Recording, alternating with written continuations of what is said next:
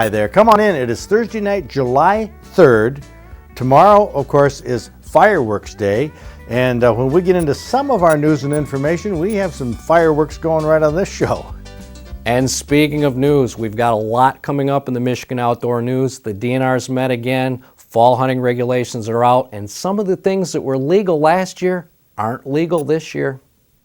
Not only does Zachary have hardcore news, I have some softcore news about the Kirtland Warbler in Michigan. Its bid to become the state bird.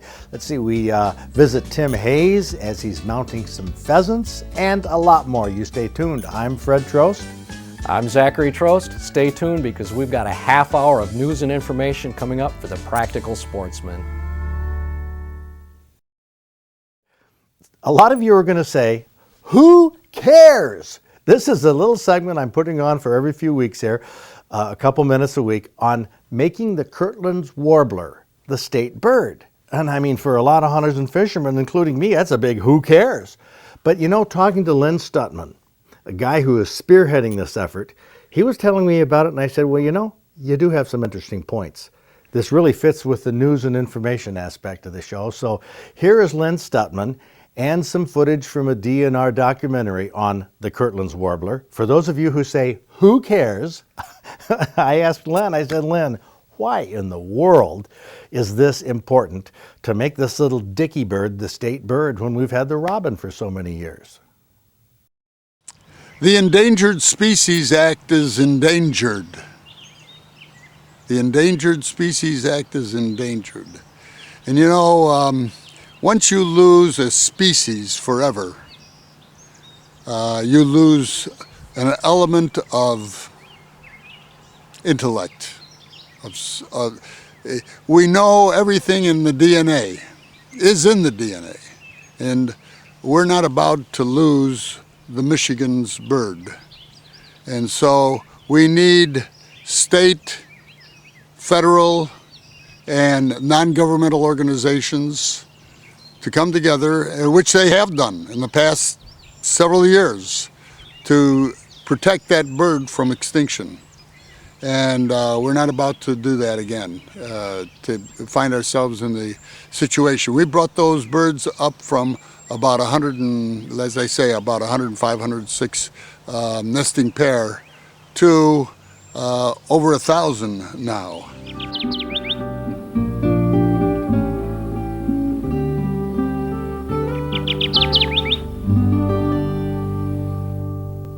The Kirtland's Warbler is one of the rarest birds in North America.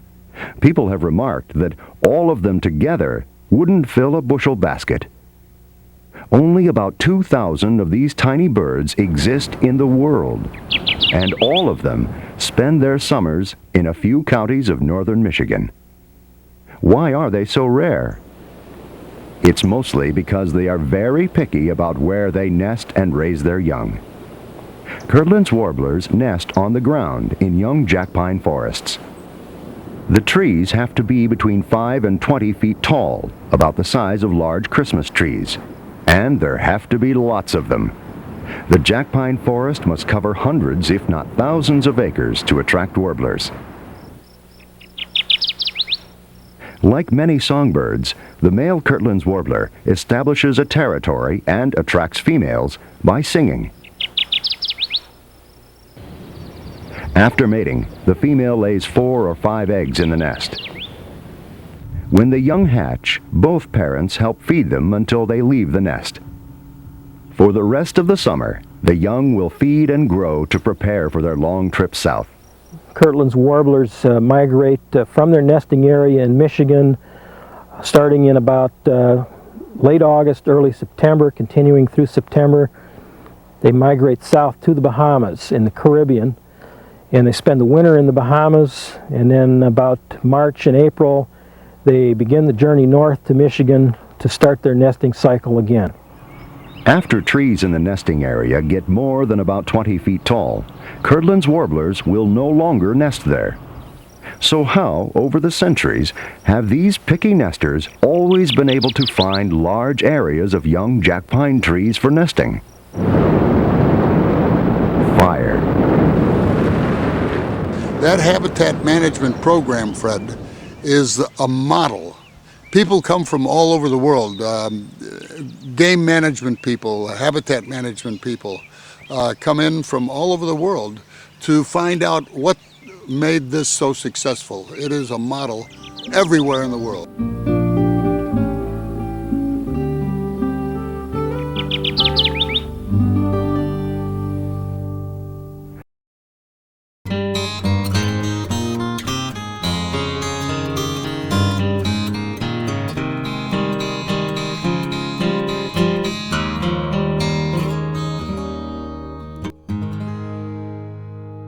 Just mounting a couple pheasants, and I just noticed that. Actually, I noticed it when I was skinning them out, that this bird has a real light colored foot. It kind of got white markings on it. Well, what's the matter with that? Nothing. It's just a little different than normal. The normal pheasant has a darker foot. It's pretty much dark all the way. See, he's even got white nails. I'll be darned. Yeah, they have gray nails. Yeah. Huh. Just a little unusual, a little different. It's a relatively small bird, but it has regular markings. It doesn't have a lot of white in the neck. That means it's immature or what? No, it just means it's different. I guess we could explain to the audience here that these birds, this is just their skin and feathers, right? Right, these are already prepared to be mounted. Basically, you look at different pheasants, they're going to have different colors in them. They're going to be more intense. Some will have, depending on the feather quality, a lot better feathers, but they're all going to have different colors. See how dark these are compared to how light these are. It's just different birds. And what about, you said one had a wing problem?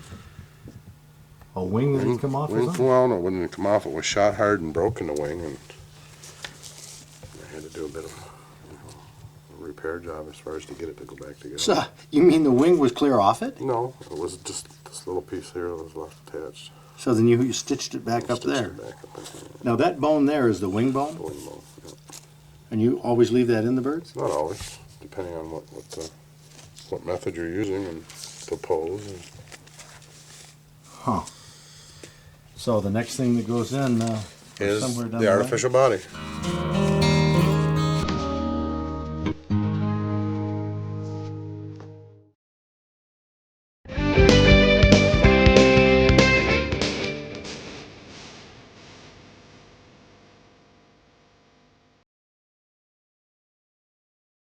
It's not clear how the name came about for this week's county. It may have come from a prominent politician of the era who also has a fort named after him in Prairie du Chien, Wisconsin. His name was William H. Crawford, so it's an easy one, Crawford County. Located centrally in the northern Lower Peninsula, right here, just a little north of Higgins Lake. Situated along I-75 where US 27 ends, some say Crawford County is where up north begins. Native Americans and French traders found Crawford County to be an ideal location to ship furs and other goods due to the fact the Au Sable River and the Manistee River are only about a mile apart in Crawford County. The Au Sable flows east into Lake Huron, while the Manistee flows west into Lake Michigan, pretty convenient for fur traders. The largest city in Crawford County is Grayling, which is named after the nearly extinct grayling fish once prevalent in the Au Sable River. One point of interest is the Grayling Fish Hatchery, which opened originally in 1914, and the original purpose was to save grayling fish. Well, while that effort failed, the Grayling Fish Hatchery still operates today and plants brook, rainbow, and brown trout in the Au Sable River system. Crawford County is mainly public forest land with about 70% owned by the state or federal governments. So sit back and enjoy the Fish and Game Hall of Fame from Crawford County.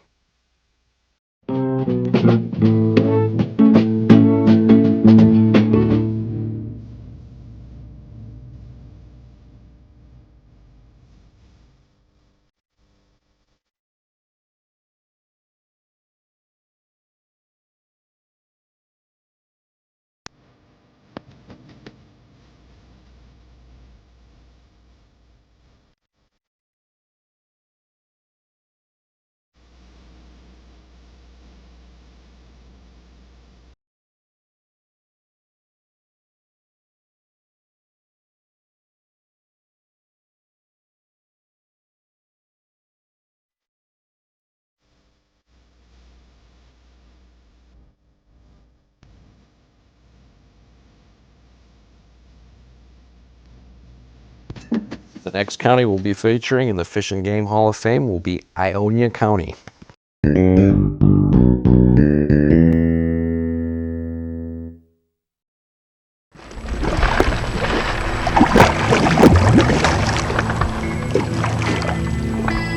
Jessica Redmond from Roseville got a walleye at almost 11 and a half pounds down from Lake Erie. 4th of July. Caught that all by yourself? Yep. Yeah, what's laying on the table there behind you? Oh, my uncle caught. That was the 4th of July. And had you been fishing before? Yes. Are you a fisherwoman? Yes. What do you like to fish for? Walleye? Why? I don't know. Are they good to eat? Yeah. That's a good answer. Now, this is a huge one, though. How long did it take you to bring it in? 20 minutes. Man, that's something else. And those were your uncle's fish? Yeah, my uncle's and my dad's. But they were all smaller? Yeah. Too bad, isn't it? Well, Jessica Redmond, congratulations on that. Good story. You're a good little fisherwoman.